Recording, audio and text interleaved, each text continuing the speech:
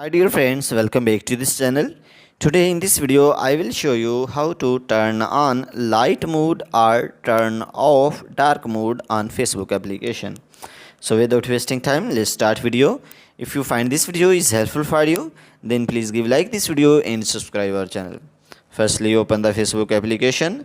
So after this you can see three lines on the top right corner, and then here you can see setting and privacy option. So click on setting and privacy, and then you can see here setting option. So click on setting, and then scroll down, and then click on accessibility.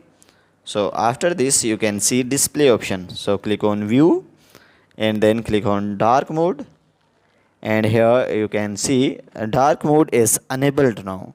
So if you want to turn it off, so click on off option. So you can see light mode is enabled. So guys, in this way you can turn on light mode or turn off dark mode on Facebook. If this video is helpful for you, then please give like this video and subscribe our channel. Thanks for watching.